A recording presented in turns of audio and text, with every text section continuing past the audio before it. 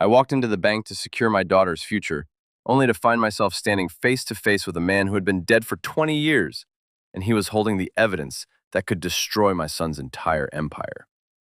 I thought I had buried my past, but as the security team swarmed the lobby, I realized the nightmare was only just beginning. The marble floors of the Sovereign Wealth Bank always felt like they were designed to make people like me feel small. I'm not a woman who shrinks, though. I walked into the lobby with my head held high, clutching the check that was supposed to secure my daughter's tuition for the next semester. It wasn't a massive amount of money to the people in this building, but for me, it represented 3 years of overtime shifts, missed birthdays, and sheer, grinding perseverance. I approached the mahogany desk where Marcus stood. He was the kind of banker who wore his arrogance like an expensive cologne, sharp, stifling, and entirely misplaced. He didn't even look up as I slid the check across the polished surface. He was busy adjusting his cufflinks, staring at his reflection in the glass partition. When he finally graced me with his attention, his eyes flickered over the check, then up to my face, and a smirk spread across his lips. A smirk that had, "This is a waste of my time," written all over it.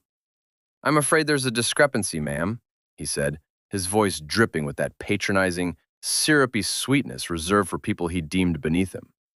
He tapped the check with a manicured finger. "We don't process handwritten personal checks for these amounts from accounts that don't have a significant portfolio history. This looks like something one might find in a child's play kit." I felt my blood pressure spike, but I kept my voice steady. "Mr. Marcus, that check is verified by the Central Clearinghouse. It is a legitimate payment for an investment maturity account. My husband left that in his will specifically for this day. You have no reason to deny it." He let out a short, hollow laugh, leaning back in his leather chair. "Look around you. Do you honestly think this is the place to try and pass off these sorts of creative documents? I have high net worth clients waiting for my time, and you're standing here wasting it with this fairy tale. I'm going to have to ask you to leave before I call security and report an attempted fraud." The way he said fraud made my skin crawl. He wasn't just refusing the check, he was trying to humiliate me. He pulled out a red pen and made a bold, jagged mark across the front of the document, effectively voiding it right in front of my eyes. My heart hammered against my ribs. That check was the only way to get Sarah into the conservatory next month. "You don't get to do that," I said, my voice rising. A few people in the lobby turned to look. Marcus didn't care. He actually enjoyed the spectacle.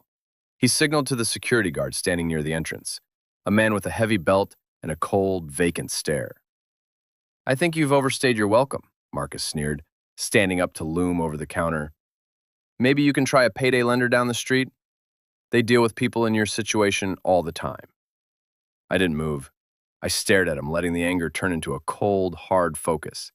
I wasn't going to let him win, but as I looked at the voided check, I realized I was fighting a system he controlled. I reached into my purse to pull out my phone, intending to call the bank's corporate office, but I froze. My eyes drifted past Marcus through the floor-to-ceiling glass wall of the lobby.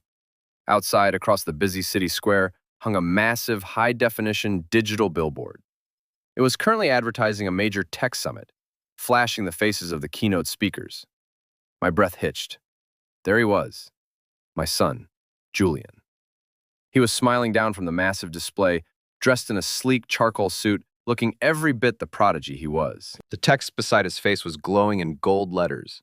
Julian Vance, founder and CEO of Zenith Systems, the visionary shaping our future. I looked back at Marcus.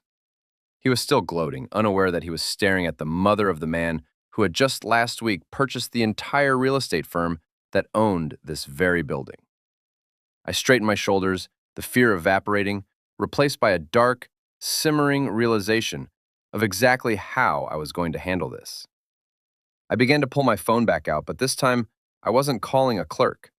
I was pulling up my contact list, scrolling past Julian until I hit private assistant.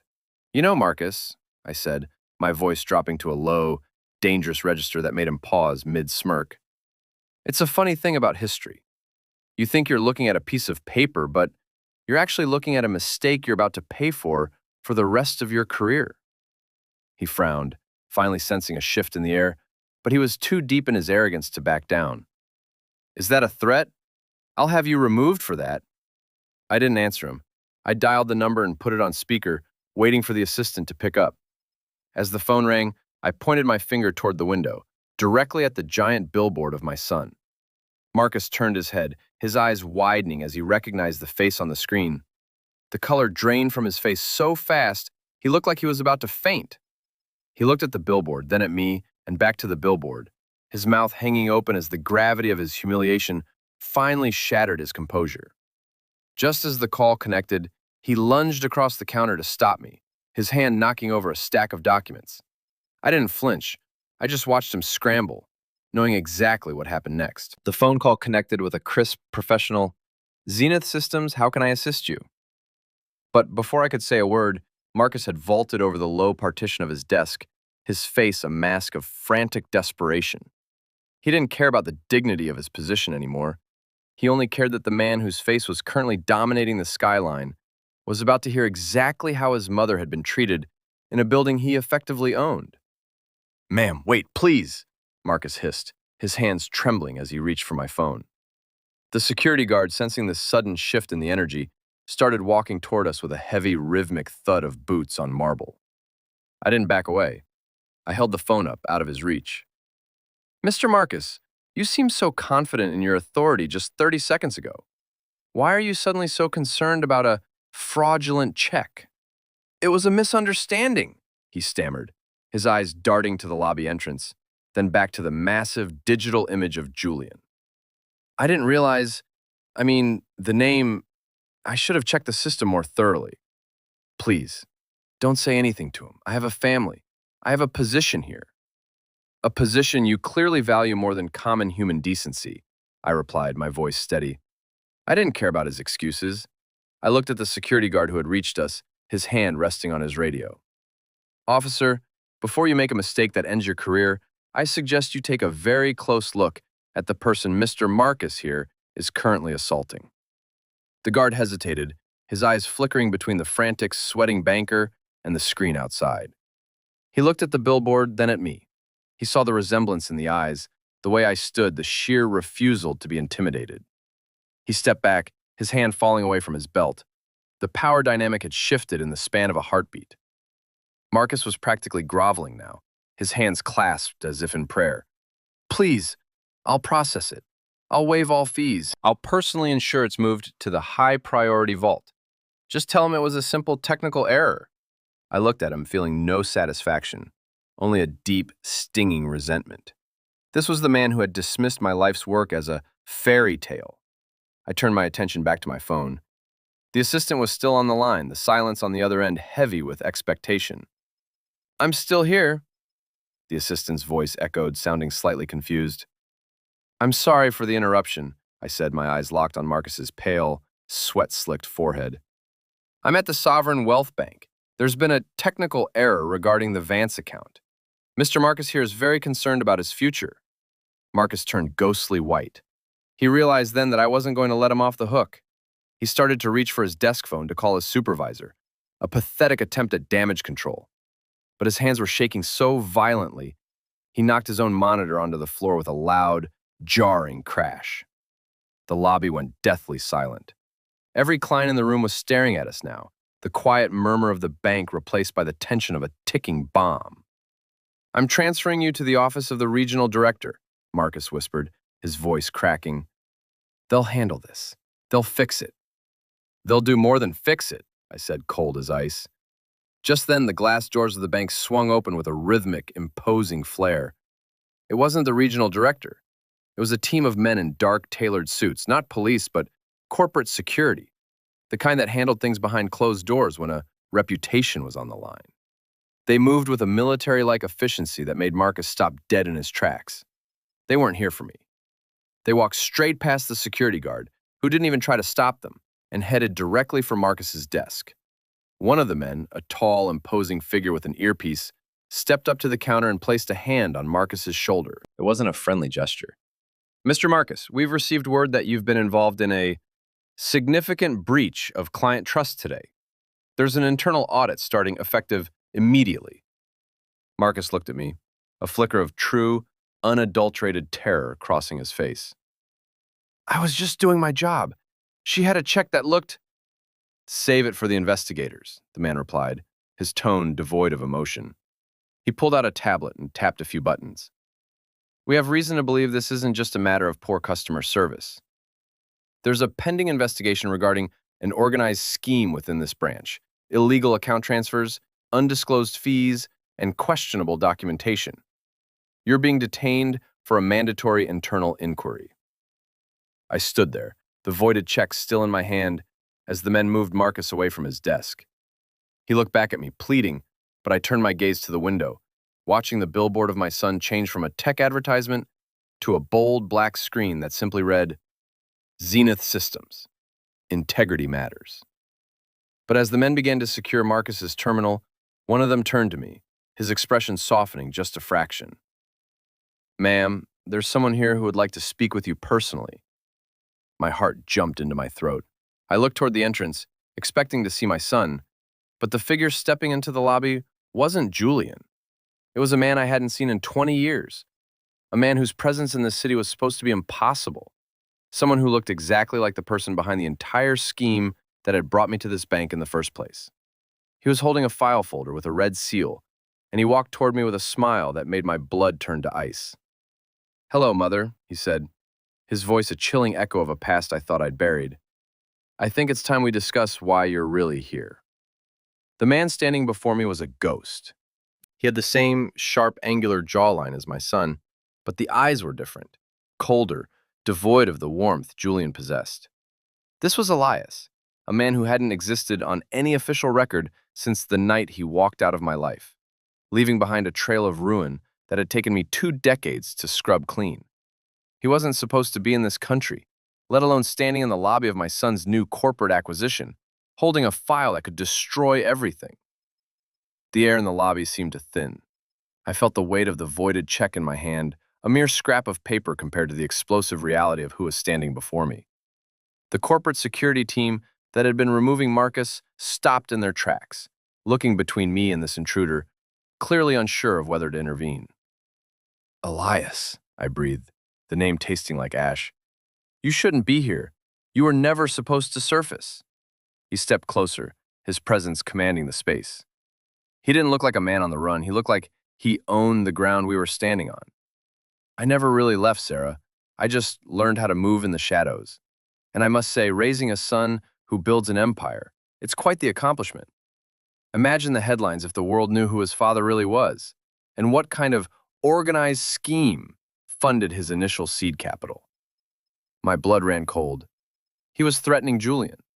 He was implying that Julian's success, his clean reputation, was built on the foundation of the very things I had fought to keep him away from. I straightened my back, forcing my voice to remain steady, despite the terror clawing at my throat. You have nothing. Julian's company is legitimate. Every cent, every line of code is documented and verified. You're trying to use a smoke and mirrors tactic, but we're not the people we were 20 years ago. Aren't you? Elias let out a soft, mocking laugh. He tapped the red-sealed file against his palm. This folder contains the paper trail of the funds you thought you'd laundered through that offshore account in the Cayman Islands. The one you used to pay for his first startup. A little untraceable gift from a mother's secret savings. If the Internal Oversight Committee were to see this, they wouldn't just investigate the branch, Sarah. They would tear Zenith Systems apart from the inside out. The realization hit me with the force of a physical blow. The check I had brought here today, the one Marcus had mocked, wasn't just for tuition. It was a transfer from that very account, a desperate attempt to move the remaining funds into a legitimate, bank-regulated trust before the tax year ended. By coming here, by creating a scene, I hadn't just insulted a banker. I had signaled my presence to someone who was watching the ledger, waiting for me to make a single mistake. What do you want? I whispered, my voice barely audible over the hum of the air conditioning. Elias glanced toward the security team, who were now observing us with growing suspicion. Not here. Let's go somewhere private. I'm not going anywhere with you, I retorted. He leaned in, his voice dropping to a dangerous, low murmur that sent a shiver down my spine. If you don't walk out that door with me, I will trigger a release of these files to the internal security board of this bank. By this time tomorrow, your son won't be a visionary. He'll be the face of a national investigation. Do you want to see his future crumble, or do you want to have a conversation?" I looked at the billboard one last time. Julian's face was still plastered there, unaware that the foundation of his world was being shaken by his own shadow. I had spent my life protecting him from the truth of his father, from the dangers of the life I had escaped, only to be cornered by that same past in the middle of a crowded lobby. I turned to the lead security officer. "I'm going to step outside for a moment. This is a personal matter." "Ma'am, we have to follow protocol," the officer began, but Elias flashed a card, a credential I hadn't seen in years, one that signaled an authority even the bank's security couldn't challenge. The officer immediately retreated, his posture stiffening into a salute. We walked toward the glass doors, the city noise rushing in as we stepped out onto the sidewalk. The sun was setting, casting long orange shadows across the plaza. Elias didn't stop until we reached a black sedan idling in the no parking zone. "Get in," he commanded. I hesitated, my hand gripping the handle of my purse. I knew that if I got into that car, I might never be able to come back to the life I had built. But as I turned to look one last time at the building, I saw a reflection in the glass. It wasn't my own reflection. It was the silhouette of someone standing on the mezzanine level of the bank, watching us with a phone pressed to their ear. It was Julian. He had arrived early for a meeting, and he was looking down at his mother, standing next to the man who had supposedly been dead for 2 decades. The look of confusion on his face turned to instant, cold realization as he saw me lean into the car. He started moving toward the glass, his hands slamming against the window, but the glass was soundproof and thick. I watched his mouth form my name, a silent plea, just as the car door slammed shut. Elias didn't look at me as he started the engine. "You see, Sarah, the problem with secrets is that they always eventually come home to roost. But I didn't come here to ruin him. I came here because I need something that only Julian can give me, and you are going to be the one to convince him." "Convince him to do what?" I asked, my voice trembling. Elias pulled a device from his coat pocket, a small, glowing tracker that pulsed in sync with the digital billboard outside. "To hand over the encryption keys to Zenith's global network. Otherwise, the records of those illegal transfers aren't just going to be an inquiry. They're going to be a death sentence." He pressed a button, and suddenly my own phone began to ring. The caller ID didn't show a number. It showed a series of scrambled, threatening symbols. My blood froze. I knew who was on the other end, and I knew exactly what they were about to ask me to do to save my son. I didn't answer the phone.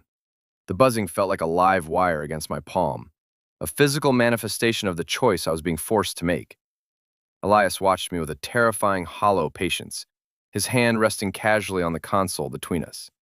He wasn't just a man from my past.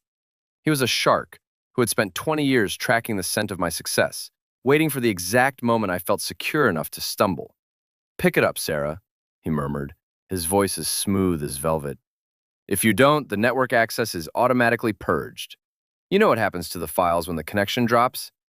They go to the national oversight authorities. And we both know there isn't a judge in this state who would see your creative accounting as anything other than a massive, calculated attempt to defraud the financial sector." My mind raced. I thought of the countless nights Julian spent at his desk, his eyes bloodshot, obsessively refining the algorithms that made Zenith Systems the most secure platform in the tech world. He wasn't just building a company. He was building a legacy of honesty, the polar opposite of the environment that had created us. If I let Elias have those keys, he would effectively own my son's life's work, turning it into a tool for his own shadow network. If I refused, I was signing the warrant for an enormous term behind bars for both of us. I looked at the window. The car was idling near a dark alleyway, away from the prying eyes of the bank's security team. I took a shaky breath, finally swiping the screen to accept the call. I didn't speak. I just listened to the rhythmic, mechanical breathing on the other end.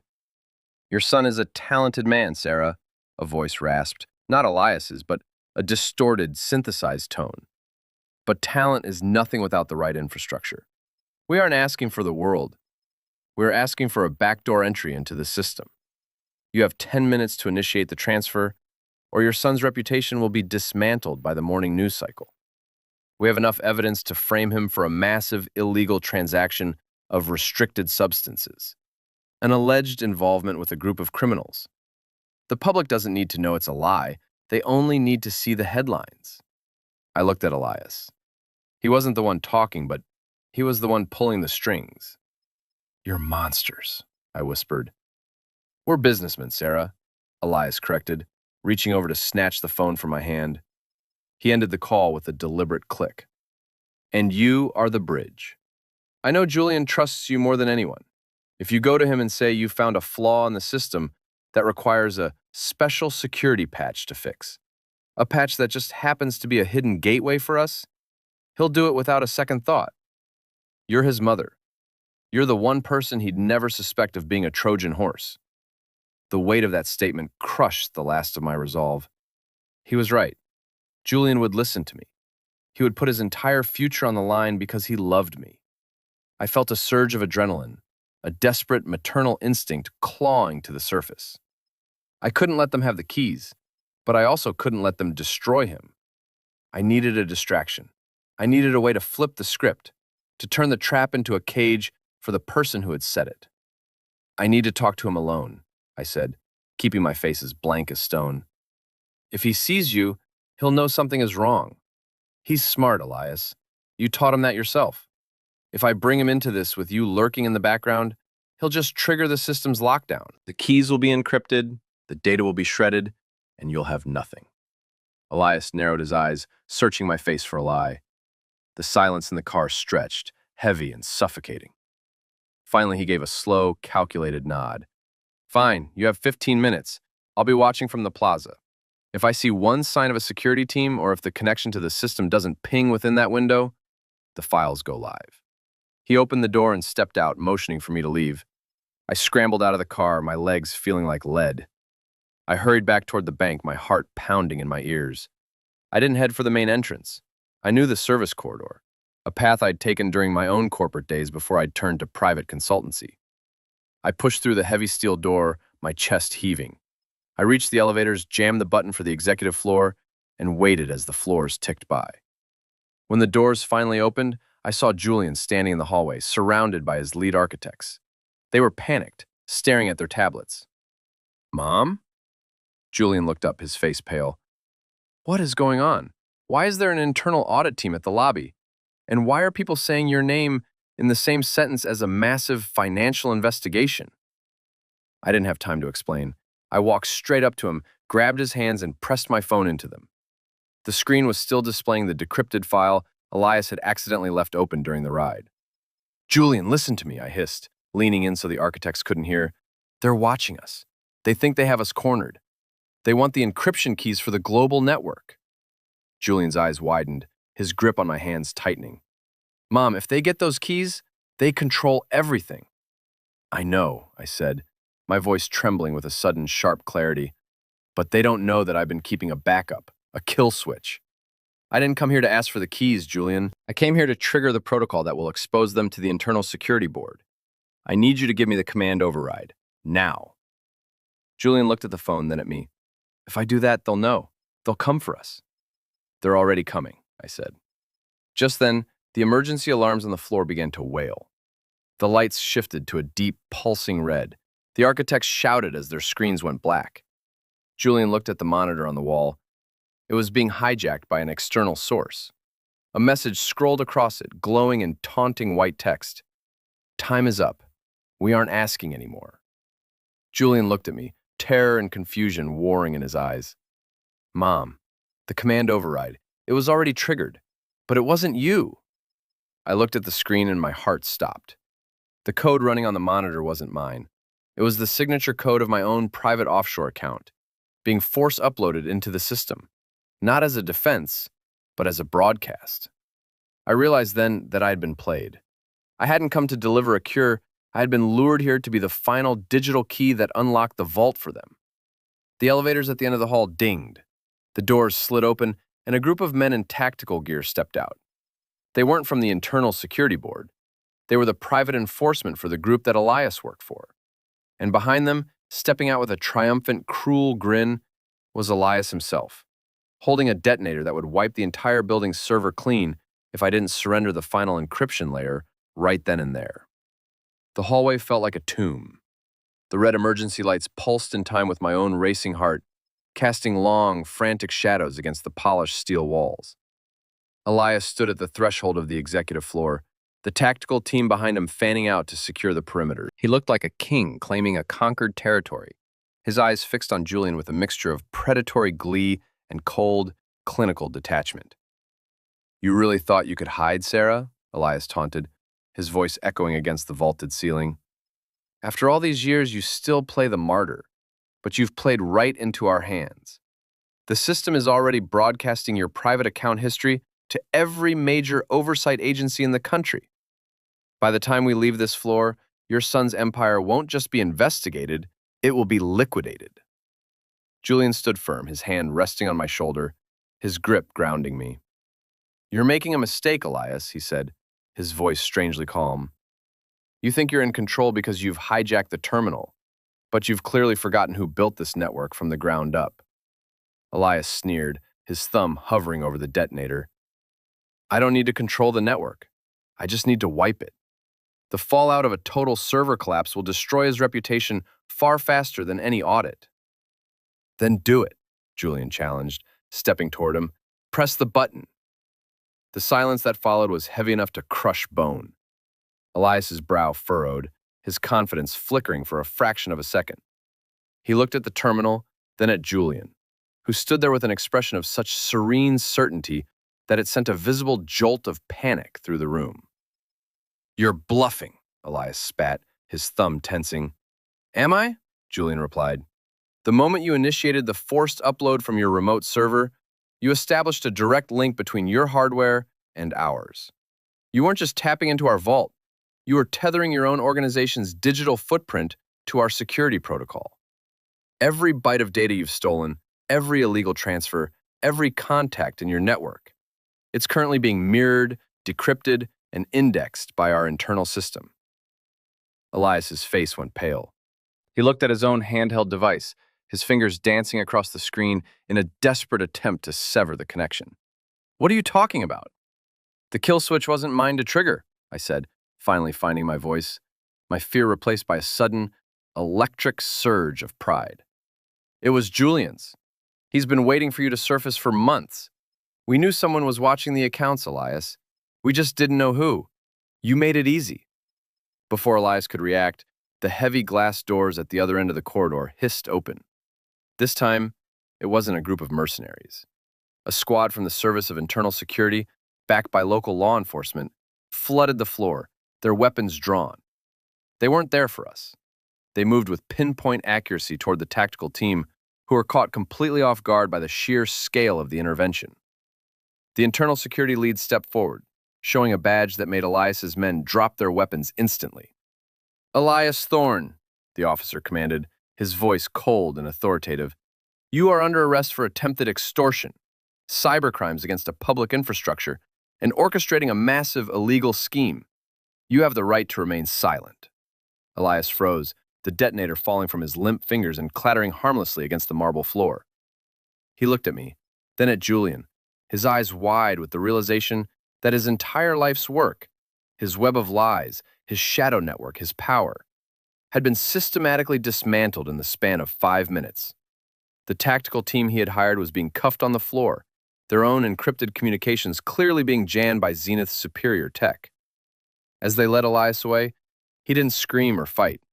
He looked defeated, a ghost being pulled back into the darkness he had tried so hard to escape. He stopped right in front of me, his gaze lingering on my face for a heartbeat. "You always were the clever one, Sarah," he whispered, "but you're still a criminal just like me." "No," I said, meeting his gaze without flinching. "I'm a mother who did what she had to do to build a better future. The difference between us is that I never let my past define my children." As the elevator doors closed on him, the red lights in the office finally flickered and died, replaced by the soft, ambient glow of the automated evening system. The floor was quiet again. The architects and staff began to emerge from their offices, relief washing over their faces as they realized the threat had evaporated. Julian turned to me, the professional CEO veneer finally cracking to reveal my son, tired, shaken, but stronger than I had ever dared hope. He pulled me into a hug, and for the first time in 20 years, I felt the knot of terror in my stomach finally dissolve. "We're safe, Mom," he said softly. "The check," I laughed, a sudden hysterical sound. "I still have that voided check in my purse." Julian smiled, taking the crumpled piece of paper from my hand and placing it on his desk. "Keep it. Let it be a reminder of the day we finally stopped running. Zenith is safe, the accounts are clean, and you don't have to worry about tuition anymore. You're done, Mom. You're finally free." I looked out the window toward the city skyline. The billboard of my son was still there, but now it held a different meaning. It wasn't just a face on a screen, it was a testament to the fact that no matter how deep the shadows of the past might go, the light of the future could always, eventually, break through. The marble lobby was no longer a place that made me feel small. It was the foundation upon which I had finally built a life that could never, ever be taken away. I walked out of that building with my head held high, leaving the ghost of my past in the handcuffs of justice, ready to face the world on our own terms.